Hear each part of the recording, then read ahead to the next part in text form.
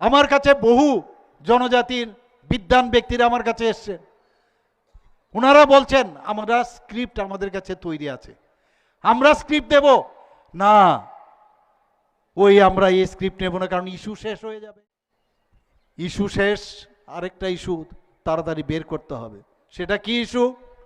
Issue হচ্ছে যে আমাদের রোমান স্ক্রিপ্ট করতে হবে।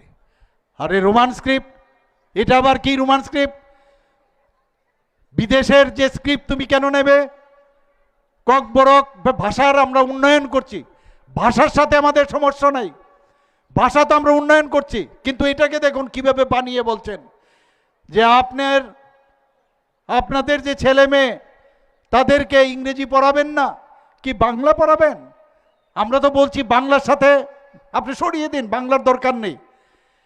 কিভাবে স্ক্রিপ্টের সাথে একটা এই যে একটা ডিভাইডেড পলিসি করার, আমরা বলছি ককবরকেই পড়তে হবে, নো প্রবলেম, কিন্তু সেটা আপনারা নিজেরা স্ক্রিপ্ট তৈরি করুন না, নিজেরা তৈরি করুন।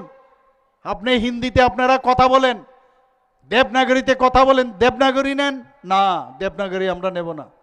যদি দেবনাগরী না নেন, নো প্রবলেম, ইন্ডিজিনাস করুন।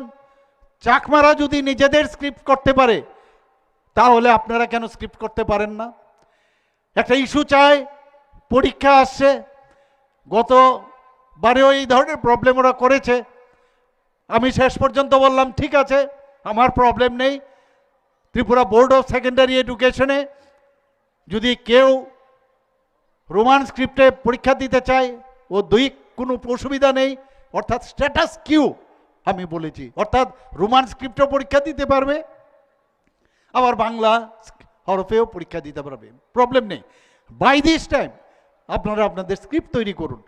আমার কাছে বহু জনজাতির বিদ্বান ব্যক্তিরা আমার কাছে এসছেন, ওনারা বলছেন আমরা স্ক্রিপ্ট আমাদের কাছে তৈরি আছে, আমরা স্ক্রিপ্ট দেব না, আমরা এই স্ক্রিপ্ট নেব না, কারণ ইস্যু শেষ হয়ে যাবে। এবং বিধানসভার মধ্যে আমি বলেছি যে এই যে পরীক্ষা হয়েছে, দেখা গেছে অত্যন্ত সামান্য কিছু লোক মাত্র রোমান স্ক্রিপ্টে পরীক্ষা দিয়েছে, আর বাকি বাংলা স্ক্রিপ্টে পরীক্ষা দিয়েছে। আমি বলছি ঠিক আছে, বাংলা আমাদের দরকার নেই, আপনার যদি গায়ে চুলকানি হয় বাংলা নিয়ে, আমার হ্যাভ নো প্রবলেম। রবীন্দ্রনাথ ঠাকুরকে 7-7 আপনি এনেছেন এখানে, আপনারা কোনো অসুবিধা নেই, কিন্তু আপনি নেক্সট জেনারেশন, আপনার যে নেক্সট জেনারেশন